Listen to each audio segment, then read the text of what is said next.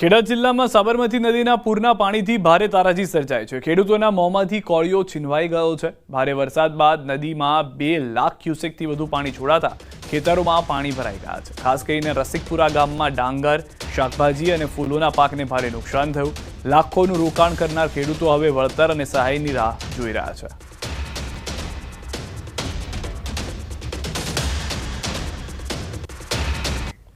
તો ખેડાના રસિકપુરા ગામે પૂરે મચાવી છે તબાહી। ન્યૂઝ 18 ગુજરાતી પર ખેડૂતોની વ્યથા। ગામની ખેતીના 100% નુકસાન। ડાંગર, કપાસ, શાકભાજીના પાકને નુકસાન। સરકાર ખેડૂતોને 100% વળતર આપે। પાણી ભરાતા ખેતીનો સફાયો થયો। આવતી સિઝન પણ નિષ્ફળ જાય એમ છે।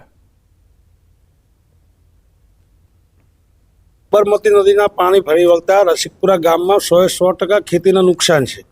ખેતીના પાકોમાં ડાંગર છે, પછી કપાસ છે, ફૂલ છે, શાકભાજીમાં ભીંડો છે, દૂધી છે, કારેલા છે, માંડવાવાળા બધા ખેતીના પાકો છે।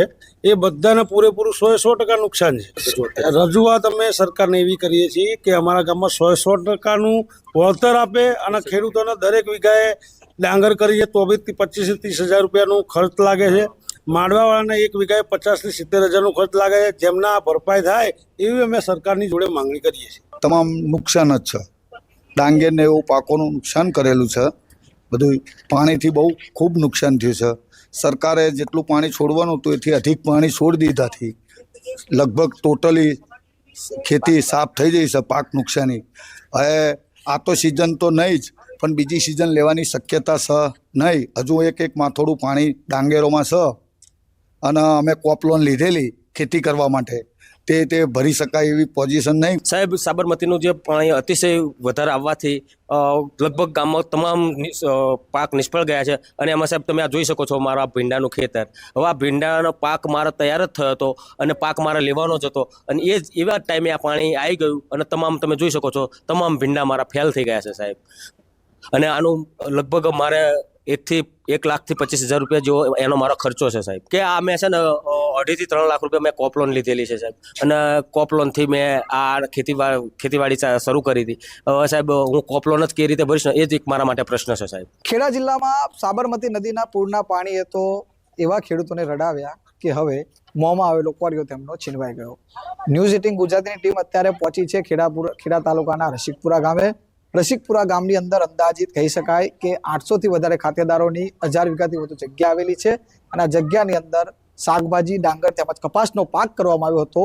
પરંતુ સાબરમતી પૂરના પાણી તો એવા ફરી વળ્યા કે આ શાકભાજીનો પાક જેની અંદર ભીંડાનો પાક તૈયાર થયો હતો, પરંતુ પાણી ફરી વળવાના કારણે ખેડૂતનો મોંમાં આવેલો કોળિયો છીનવાઈ ગયો છે। દ્રશ્યો બતાવીશ જે પ્રકારે તમે જોઈ શકો છો તે પ્રકારે આ ભીંડાનો પાક છે કે જે પાક અત્યારે અહીં આગળ જે ભીંડા હતા તે અત્યારે તમે આજે ખેતરમાં તમને જોઈ શકો છો માટી દેખાય છે, પણ માટીની આ ભીંડાનો પાક છે અને આ પાકની અંદર ખેડૂતે અંદાજિત 1 લાખ રૂપિયા જેટલો ખર્ચો કરી આ ભીંડાનો પાક તૈયાર કર્યો હતો અને આ તૈયાર કરેલ પાક ઉપર પાણી ફરી વળવાના કારણે અત્યારે તમામ જે પાક છે તે બિસ્માર થઈ પાકની ઉપર પાણી ફરી વળ્યા છે ને જેના કારણે સમગ્ર પાક અત્યારે ખલાસ થઈ ગયો છે।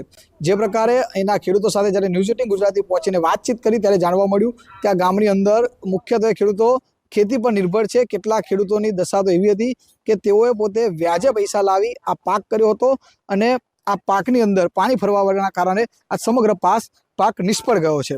મહત્વની બીજી વાત કરવામાં આવે તો જે પ્રકારે અહીં આગળ જ્યારે ગામજનોને ન્યૂઝ 18 ગુજરાતી ટીમે જ્યારે વાતચીત કરી ત્યારે તેમને જણાવ્યું કે તેમને સરકાર પાસેથી ક્રોપ લોન પણ લીધી હતી, પરંતુ પૂરના પાણી એવી આફત લાવી દીધી કે હવે આ જે પાક જે છે જે તૈયાર થયેલા પાક પર પાણી ફરી વળ્યા છે તેની અંદર કોળિયો તો ખાવા નહીં મળે, તે પાક હવે લેવામાં નહીં મળે, પરંતુ આ પાકને બહાર કાઢવા માટે પણ ખર્ચો લાગશે અને આવનાર સિઝનમાં પણ ખેતી ના થાય તે પ્રકારની સ્થિતિ આગળ થઈ છે। ખેડૂતો એક જ માંગ કરી રહ્યા છે કે સરકાર દ્વારા યોગ્ય તેનો સર્વે થાય અને તેમને વળતર ચૂકવવામાં આવે। ઉમંગ પટેલ, ન્યૂઝ 18 ગુજરાતી, રસિકપુરા, ખેડા। કચ્છથી સમાચાર મળી રહ્યા છે। નખત્રાણામાં પીએચસી સેન્ટરની તાળાબંધી। નેત્રા ગામે પીએચસી સેન્ટરને લોકોએ માર્યા છે તાળા। દવાઓ, રસીનો પૂરતો જથ્થો ન હોવાથી રોષ છે। 12 થી વધુ ગામ વચ્ચેના પીએચસી સેન્ટરમાં નથી કોઈ સુવિધા। ઓક્સિજનના અભાવથી લોકોનું મોત થવાનો આરોપ। ગામના સરપંચ સહિત સ્થાનિકોએ માર્યા છે તાળા।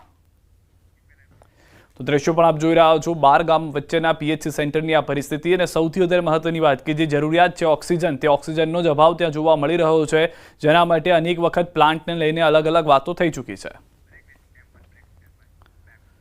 હાલ રોકાઈશું એક વિરામ માટે।